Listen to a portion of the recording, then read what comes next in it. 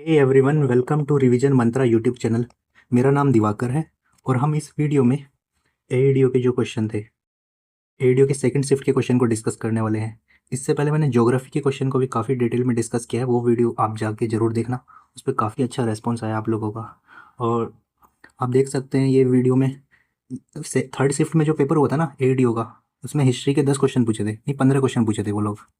But यहाँ second shift में जो पेपर हुआ है वहाँ से हिस्ट्री से इन्होंने 25 क्वेश्चन पूछे हैं। 100 में से 25 क्वेश्चन यहाँ हिस्ट्री से पूछे इन्होंने। तो जिसका हिस्ट्री पोर्शन अच्छा गया हुआ था वो एग्ज़ाम निकल सकता था, बट कैंसिल हो गया पेपर। बट ये हमारे लिए एक रोड मैप की तरह काम करेगा बीपीएससी के लिए, 72 बीपीएससी के लिए।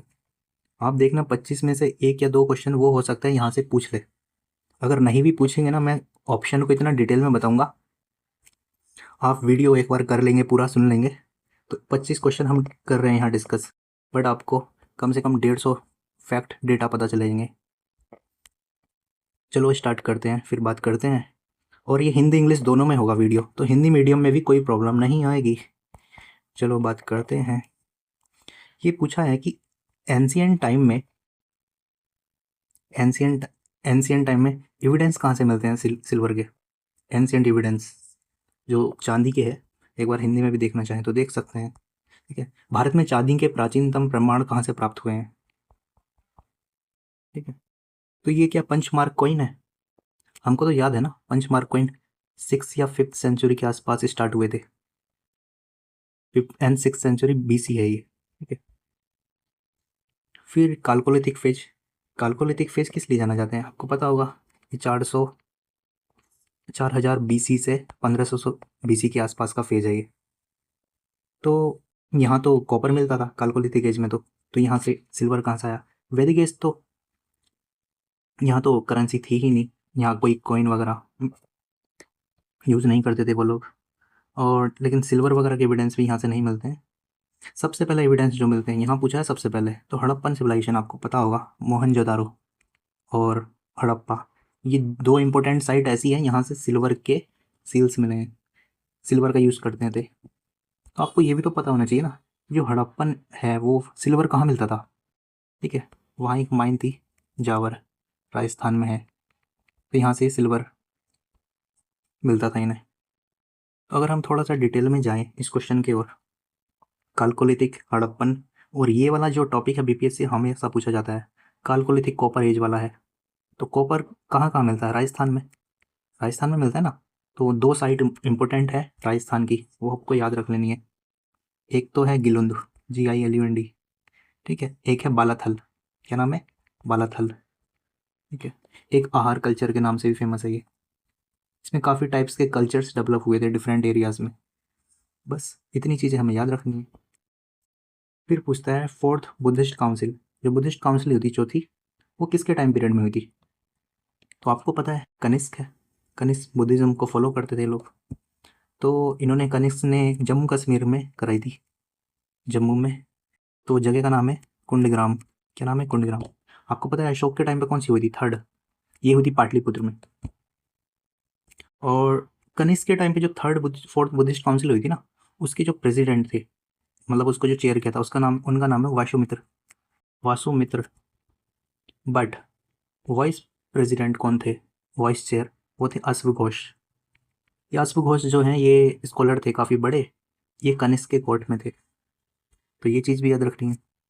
और क्या याद रख सकते हैं, हाँ जैसे मिलंदर पे भी क्वेश्चन बनते हैं काफ़ी। ये ये फेमस रूलर है काफ़ी, ये इंडो ग्रीक रूलर है, जो ग्रीक से आए थे, इंडो ग्रीक।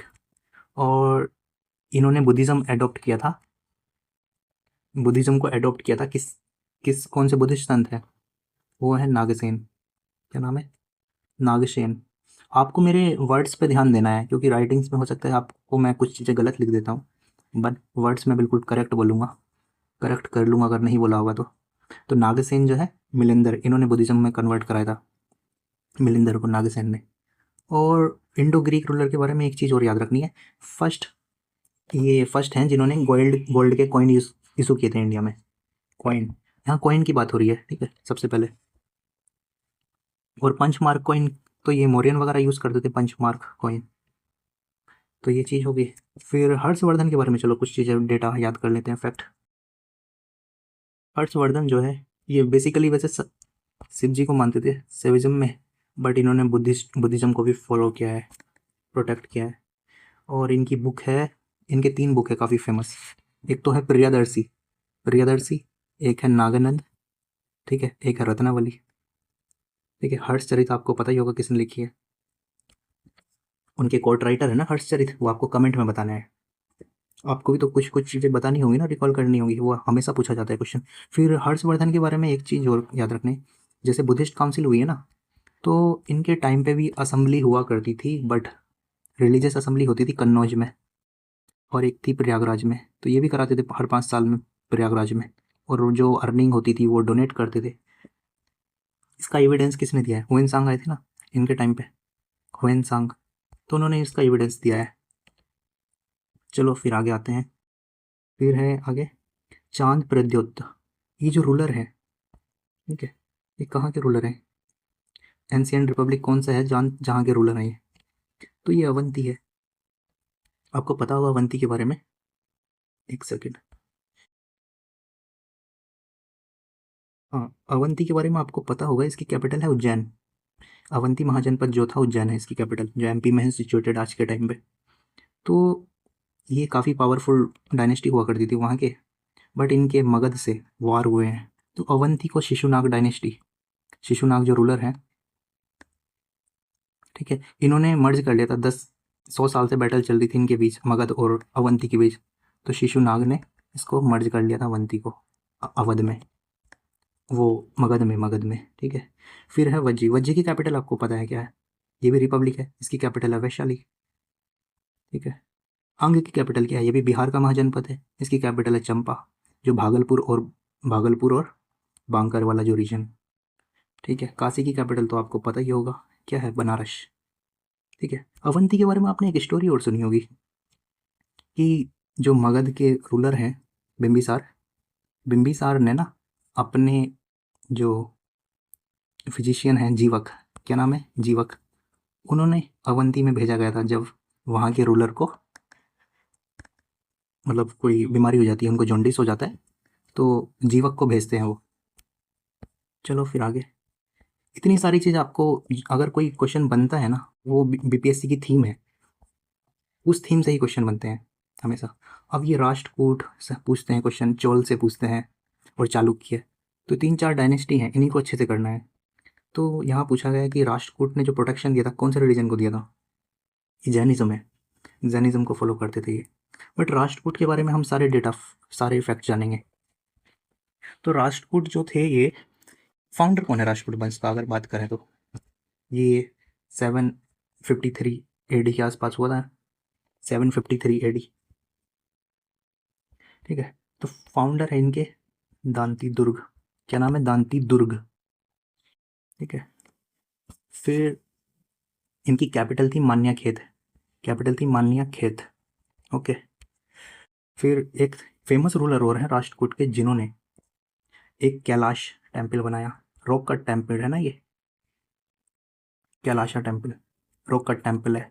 तो ये है कृष्णा फर्स्ट है, बस आपको याद रखना, फर्स्ट सेकंड नहीं, कन्फ्यूजन कर सकता है, तो फर्स्ट है ये, कैलाशा टेम्पल बनवाया। ये सारे क्वेश्चन जो मैं बता रहा हूँ ना, ये एग्जाम में पीवाईक्यू आए हुए हैं, मुझे पीवाईक्यू के सारे ऑलमोस्ट टॉपिक जो आए हुए हैं वो याद हैं, तो उसके बेसिस में मैं आपको बता पा रहा हूँ। फिर एक चीज़ और बनती है यहाँ से, इनका एक फेमस रूलर और है, अमोघा वर्षा फर्स्ट। इनके बारे में क्या है? इन्होंने कन्नड़ लैंग्वेज में एक बुक लिखी है, कवि कवि राजा मार्ग, क्या नाम है? कवि राजा मार्ग, कन्नड़ लैंग्वेज में इन्होंने बुक लिखी है। तो आपको राइटिंग मैं साफ नहीं लिख रहा हूँ इतना, बट आपको चीज़ें याद हो रही होंगी मैं समझा रहा हूँ तो अमोघ वर्षा जो है फर्स्ट, इनकी बुक का नाम है कवि राजा मार्ग। अब एक चीज़ और बात करें अगर राष्ट्रकूट के बारे में, कि यहाँ एक फेमस मर्चेंट जो है अरब के आए थे, उनका नाम है सुलेमान, क्या नाम है? सुलेमान, 851 में आए थे ये। इन्होंने काफ़ी तारीफ़ की है यहाँ की राजपूत डायनेस्टी की, कि इन्होंने बोला कि वर्ल्ड के 4 जो सबसे बड़े डायनेस्टीज जो एम्पायर हैं उसमें है, तो काफ़ी पावरफुल रूलर हुआ करते थे ये। फिर आ जाते हैं मंगोल, हाँ, तो मंगोल के बारे में पूछा है कि हाँ, किसके टाइम पे मंगोल ने जो इंदस बैंक, इंदस रिवर जो है वहाँ आ गए थे इंदस रिवर तक फर्स्ट टाइम। तो ये आपको याद होगा कि कुतुबुद्दीन ऐबक के टाइम पे तो दिल्ली सल्तनत, स्लेब डायनेस्टी स्टैब्लिश हुई थी, ठीक है। बट इल्तुतमिश, इल्तुतमिश जो थे ये हैं 1221 में। तो चिंगेज़ खान का नाम आपने सुना ही होगा, ठीक है। चिंगेज़ खान 1221 में इंदस रिवर तक आ गए थे। रीजन क्या था, एक डायनेस्टी थी, जो प्रिंस थे ख्वारिज़म के, जो ख्वारिज़म के प्रिंस थे जलालुद्दीन, जलालुद्दीन के इनके रिलेशन काफ़ी अच्छे थे इल्तुतमिश के। तो वो इल्तुतमिश के पास आते हैं प्रोटेक्शन के लिए। तो जलालुद्दीन को प्रोटेक्शन देने से मना कर देते हैं वो ख्वारिज़म के जो प्रिंस है जलालुद्दीन, ठीक है। तो मंगोल उनका पीछा करते हुए आ जाते हैं इंदस रिवर तक, बट वो उनको प्रोटेक्शन नहीं देते और अपने दिल्ली सल्तनत को बचा लेते हैं। क्योंकि मंगोल का अटैक आपको पता है, अगर हो जाता उस टाइम पे तो हो सकता है ये लोग डिस्ट्रॉय करते थे पूरा दिल्ली सल्तनत को, ठीक है। रजिया सुल्तान आपको पता ही होगा, फर्स्ट वुमेन रूलर है दिल्ली सल्तनत में। कब था इनका टाइम पीरियड, 1236 में। 1236 में इन्होंने अपने ब्रदर रुकनुद्दीन, क्या नाम है, रुकनुद्दीन, उनको हटा के बनी थी ना ये। काफ़ी इनफिशिएंट रूलर थे ये रजिया तो काफ़ी थी इफिशिएंट रूलर, ठीक है। फिर रजिया सुल्तान के बाद आ जाते हैं बहरम शाह। बहरम शाह 2 साल रूल करते हैं ये। कुतुबुद्दीन का तो आपको पता होगा क्या है कुतुबुद्दीन का टाइम पीरियड, 1206 से 1210। अगर टाइम पीरियड अगर आप याद रखते हैं ना तो आपको क्वेश्चन एलिमिनेट करने में आसानी होगी। बलबन के टाइम पे एक चीज़ और है, इन्होंने डिपार्टमेंट बनाया था दीवाने अर्ज। क्या बनाया था, दीवाने अर्ज। ये मिलिट्री से रिलेटेड है, दीवाने अर्ज मिलिट्री, ठीक है। फिर आगे आते हैं इल्तुतमिश के बारे में। एक क्वेश्चन और बनता है यहाँ से, इन्होंने कौन सी करेंसी जो इशू की थी, इन्होंने जो किया था ना करेंसी दो, एक तो टंका, एक है जीतल, क्या नाम है, जीतल, एक है टंका। टंका जो है सिल्वर है और जीतल जो है कॉपर है। तो ये क्वेश्चन भी बनता है यहाँ से। फिर आगे आते हैं, हमने 5-6 क्वेश्चन करे हैं डिस्कस, बट मैंने 5-6 आपके टॉपिक का रिवीजन करा दिया है प्रॉपर, ठीक है। फिर 1000 दिनारी, क्योंकि टॉपिक्स जो है उसके अराउंड ही पूछे जाएंगे ना। अब 1000 दिनारी देखो, इन्होंने 1000 दिनारी के बारे में इन्होंने 73 पीएससी में पूछा था। किसको किसको बोला जाता है, यहाँ ये पूछ लिया, मलिक कफूर को बोला जाता है ना, आपने पद्मावत मूवी में देखा होगा। बट ये मलिक कफूर को खरीदा किसने था, एग्जाम में ये क्वेश्चन बनता। तो हम सबको पता था अलाउद्दीन खिलजी ने खरीदा है मलिक कफूर को, बट अलाउद्दीन खिलजी को तो बाद में मिले ना मलिक कफूर। स्टार्टिंग में जो अलाउद्दीन खिलजी के जो जनरल थे वो थे नुसरत खान, क्या नाम है, नुसरत खान। ये नाम आपको याद रखना है। नुसरत खान जो जनरल थे गुजरात में, जब उन्होंने अटैक किया था तो वहाँ मिले थे उनको अलाउद्दीन खिलजी को, वो मलिक कफूर उनको मिले थे सबसे पहले। फिर बाद में इनको अलाउद्दीन खिलजी को सौंप दिया जाता है, ठीक है।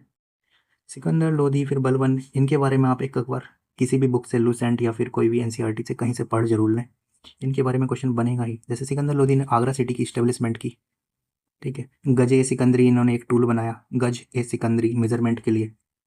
और क्या किया इन्होंने, और जैसे कि हाँ, सिकंदर लोधी का टाइम पीरियड क्या है, 1489 से लेके 17 तक है ना। फिर इसके बाद इब्राहिम लोधी आ जाते हैं, 17 से लेके 25 के बीच। फिर बाबर आ जाते हैं, ठीक है। तो काफ़ी डिटेल में एक बार लूस एंड है, कहीं से भी पढ़ सकते हैं इनके बारे में आप। फिर गुज्जरी महल, ये क्वेश्चन मैं पहली बार पढ़ा हूँ, मतलब ये क्वेश्चन नहीं आया हुआ था कहीं, मैं देखा नहीं हूँ, आया होगा तो मुझे याद नहीं है। फिर मानसिंह, ये जो है मानसिंह ने बनवाया था 15 सेंचुरी में। गुज्जरी महल ये जो पड़ा है, मानसिंह की जो क्वीन थी रानी इनकी, उसका नाम था मृगनयनी। क्या नाम है, मृगनयनी। ये ना गुज्जर क्लैन से थी, गुज्जर क्लैन से थी ये, तो उन्हीं के नाम पे गुज्जरी महल इनका नाम पड़ गया है, महल का, बिल्डिंग जो बनवाई इन्होंने। फिर आगे आते हैं, हाँ, ये आपको ध्यान होगा ना, बीपीएससी का ना फोकस रहा है, ये लेटर मुगल से काफ़ी क्वेश्चन बनते हैं। मुगल डायनेस्टी 1717 के आसपास जब डिक्लाइन होनी स्टार्ट हुई, औरंगजेब की डेथ हो जाती है ना 1707 में, ठीक है। फिर उसके बाद डिक्लाइन स्टार्ट हो जाता है। तो लेटर मुगल्स के जो रूलर्स हैं उन्होंने 2-2 4 साल बहुत कम टाइम पीरियड में रूल किया, स्टार्टिंग वाले जो रूलर हैं। तो रंगीला जो रूलर है वो किसको बोला जाता है, ठीक है, ये बोला जाता है मोहम्मद महमूद शाह को। किसको बोला जाता है? और इनका टाइम पीरियड है 1719। इनके ना टाइम पीरियड आपको रट लेना है, 1719 से लेके फिर आ जाएगा 1748 के बीच। कब तक है महमूद शाह? 1719 से लेके 1748। ठीक है, 1719 से लेके 48 के बीच है ये टाइम पीरियड आपको याद रखना है, क्योंकि इनके जैसे मोहम्मद शाह हो गया, इनके टाइम पीरियड में क्या हुआ है, 1739 में ना नादिर शाह ने दिल्ली पर अटैक किया था। बैटल ऑफ करनाल हुआ था एक, जिसमें इन्होंने कोहिनूर कोहिनूर और ताज जो था, तख्ते ताज और जो सिंहासन था उसको ले जाते हैं ना वो लोग। जैसे फर्रुख सियर का भी टाइम पीरियड आपको पता होना चाहिए, इन्होंने दस्तक इशू किया था जो ट्रेडिंग राइट्स है, 1713 से 19 के बीच। ये सैयद ब्रदर की हेल्प से ये बने थे किंग। फिर इन दोनों का टाइम पीरियड बहुत कम रहा है, एक बार देख सकते हैं आप इनको अभी। फिर कुका मूवमेंट को किसने ऑर्गेनाइज किया? तो पहले तो ये पता होना चाहिए ना कुका मूवमेंट कब स्टार्ट हुआ। ये हुआ था 1857 में। कौन थे उस टाइम पे गवर्नर जनरल, वो भी पूछ लेते हैं कभी कभी, कैनिंग, 1857 में। ठीक है, और ये जो है रिलीजियस रिफॉर्म मूवमेंट था कुका, ये किसने स्टार्ट किया ऑर्गेनाइज? ये गुरु राम सिंह। क्या नाम है? गुरु राम सिंह। कुका मूवमेंट बस रिलीजियस रिफॉर्म के लिए था ये, और इसको बोला जाता है ये पहला non cooperation movement, and CDM बोलते हैं इसको। वैसे तो गांधी जी ने स्टार्ट किए थे मेनली, बट ये इसको बोला जाता है कि हाँ इन्होंने ब्रिटिश एजुकेशन को, लॉ को बाइकआउट किया था, एजुकेशन सिस्टम को। ठीक है, फिर आगे आते हैं पागलपंथी। पागलपंथी जो रिविलियन है ये कहाँ स्टार्ट हुआ था और किसने किया था, कौन सी ट्राइब ने? ये तो ये किया था गारोस ट्राइब ने। इसको एक ट्राइब और है हजोंग। ठीक है, हजोंग ट्राइब। तो इसको स्टार्ट हुआ था, कब हुआ था ये? 1825 के करीब हुआ था ये, 1825 में। ठीक है, 1825 में कौन थे गवर्नर जनरल, आपको बताना है कमेंट में। ठीक है, जो जो क्वेश्चन मैं बता रहा हूँ ना वो आपको कमेंट कर देना है, उससे आपका रिवीजन भी हो जाएगा। कौन थे उस टाइम पे आपको बताना है। ठीक है, पागलपंथी जो रिविलियन है इसकी जो मतलब इसको जो लीड किया था वो किसने किया था? करम शाह। क्या नाम है? करम शाह। ठीक है, फिर इनके बेटे हुए थे टीपू टीपू शाह। क्या नाम है? टीपू शाह।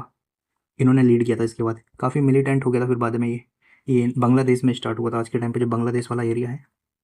ठीक है, लोकेशन मैं आपको लिख दे रहा हूँ, मामिन सिंह जगह का नाम था, जहाँ से बांग्लादेश में आज के टाइम में ये वहाँ से स्टार्ट हुआ था।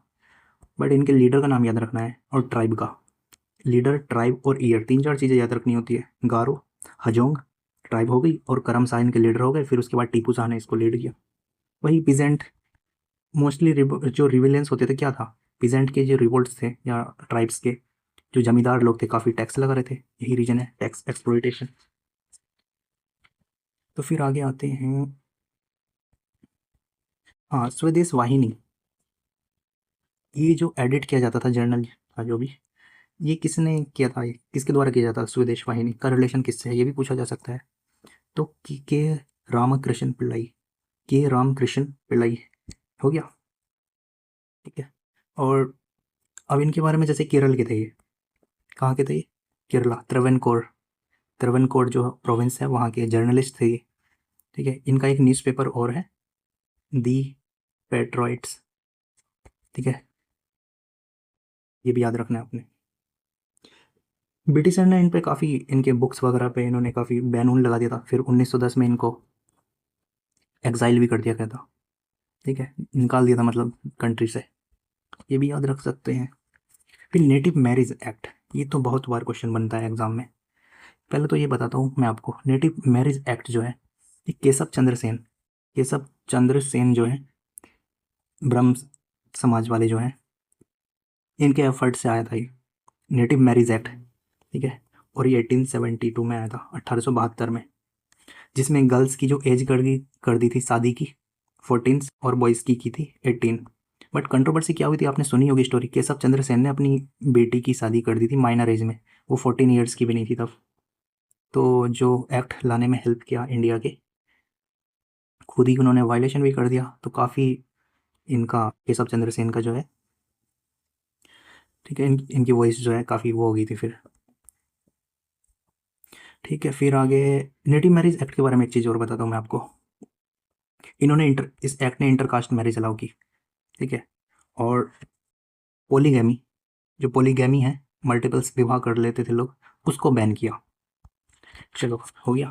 फिर गदर पार्टी के बारे में, हाँ एक टॉपिक आपको ये मिल जाता है थीम, जैसे एक्ट वगैरह पूछ रहे हैं, वो न्यूज़पेपर पूछ रहे हैं, तो एक टॉपिक आपको मिलता है रिवोल्यूशनरी जो मूवमेंट हुए आउटसाइड इंडिया, जैसे इंडिया में भी हुए हैं काफ़ी सारे युगांतर वगैरह जो हुए हैं, और अभिनव भारत सोसाइटी इस तरह से बने हैं ना, तो आउटसाइड इंडिया भी तो बने थे ना बहुत सारे। तो गदर पार्टी कहाँ बनी थी? ये बनी थी यूएसए। यूएसए में कौन सी लोकेशन है?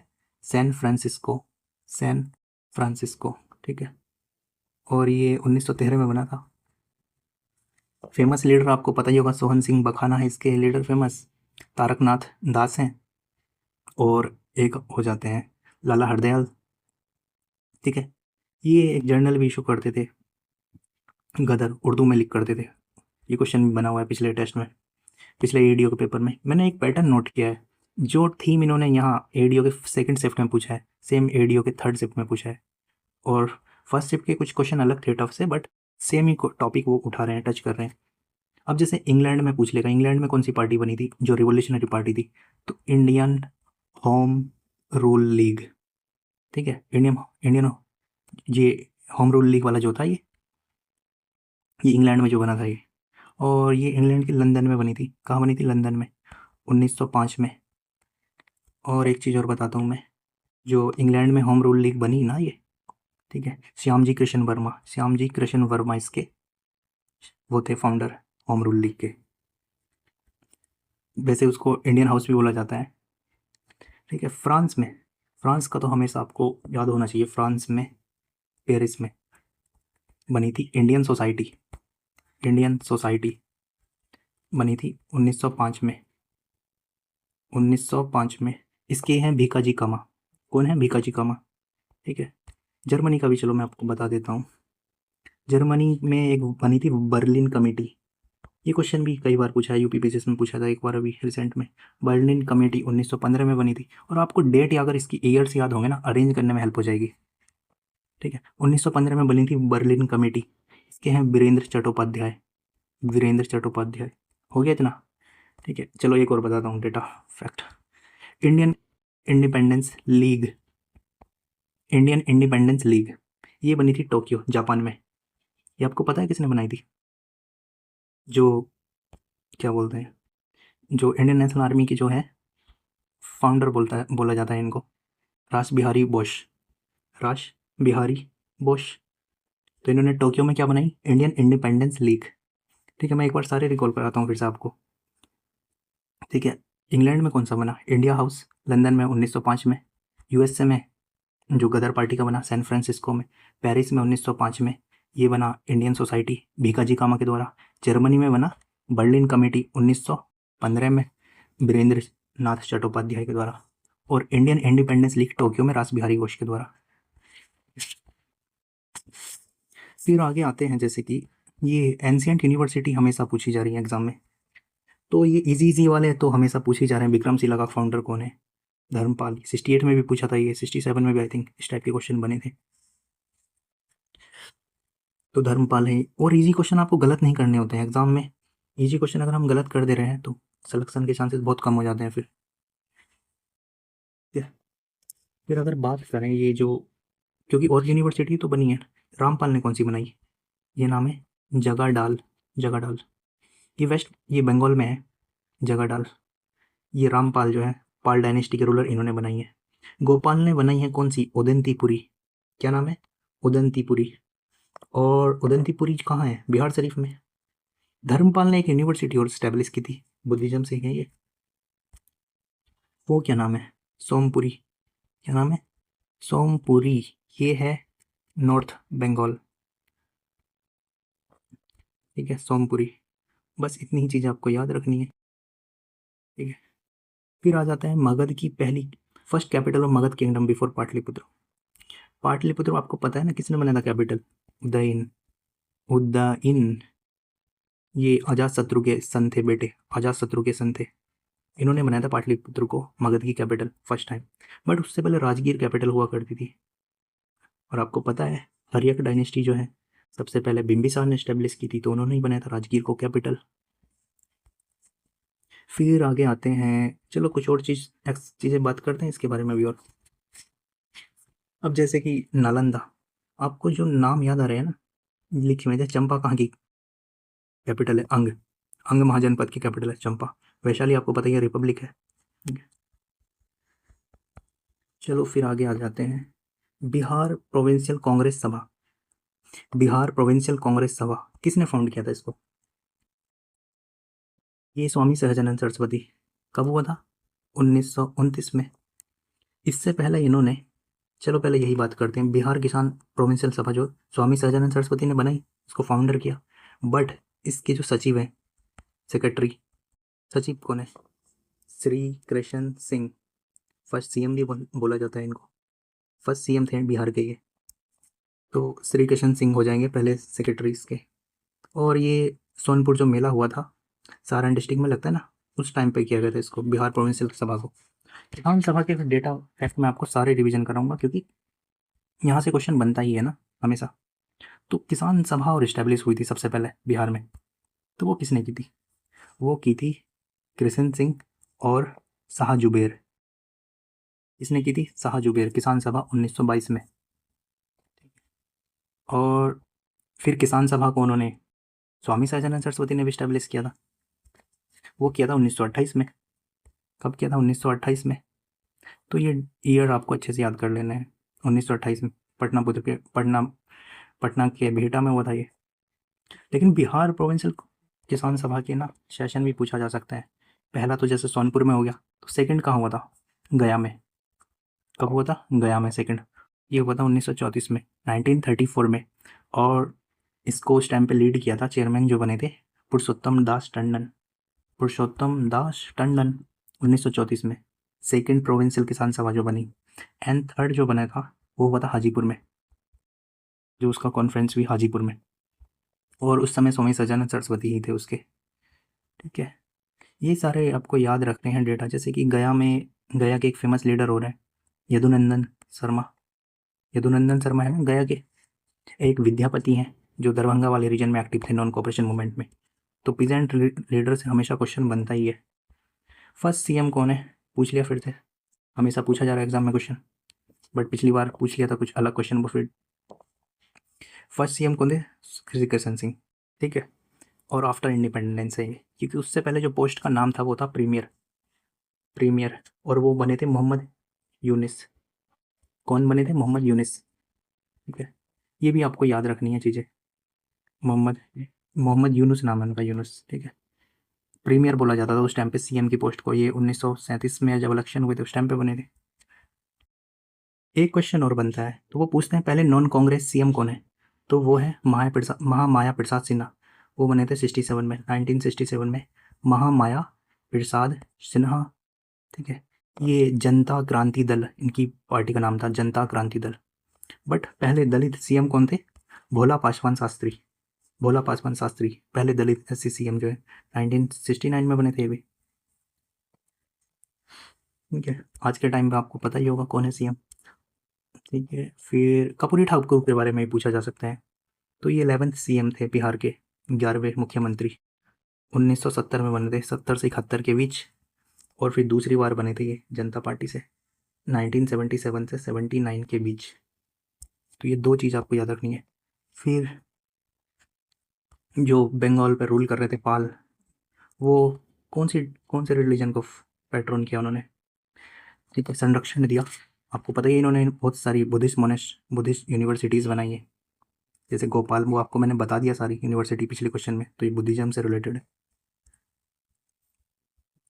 फिर Congress party pass the proposal independence. सबसे पहले टाइम पे कब किया गया था इंडिपेंडेंस ऑफ इंडिया का प्रपोजल कांग्रेस पार्टी ने? 1929 में लाहौर सेशन हुआ था ना, ये 1929 में लाहौर सेशन हुआ था और ये पास हुआ था उस टाइम पे। फिर इंडिपेंडेंस डे की शुरुआत की गई थी 26 जनवरी 1930 को इंडिपेंडेंस डे मनाया जाएगा। तो लाहौर सेशन आपको याद रखना है, पंडित जवाहरलाल नेहरू के चेयरमैनशिप में। फिर गांधी इरविन पैक्ट के बारे में पूछा गया है, कब हुआ? यहाँ इन्होंने डेट नहीं पूछी, बट वो डेट भी पूछ लेते हैं कभी कभी। तो ये हुआ था 5 मार्च 1931 को। ठीक है, आपको इसकी स्टोरी तो पता है ना क्या है। महात्मा गांधी जी ने सीडीएम लॉन्च किया था, सिविल डिसोबीडियंट सवर्णीय अवज्ञा आंदोलन। ठीक है, ये 12 मार्च को किया था इन्होंने 1930 में। ठीक है, और फिर 6 अप्रैल तक चला था। फिर महात्मा गांधी जी को अरेस्ट कर लिया गया था बाद में। तो राउंड टेबल कॉन्फ्रेंस के लिए उनको कन्विंस करने के लिए इरविन पैक्ट किया जाता है फिर 5 मार्च को। चलो एक चीज़ और बताता हूँ मैं, सीडीएम से बिहार में जो सिविल डिसोबीडियंट मूवमेंट हुआ है, सवर्णीय अवज्ञा आंदोलन, बिहार से किसने पार्टिसिपेट किया था? 78 लोगों ने पार्टिसिपेट किया था ना, आपको पता है ये? ठीक है, वो हैं गिरिवरधारी चौधरी, गिरिवरधारी चौधरी।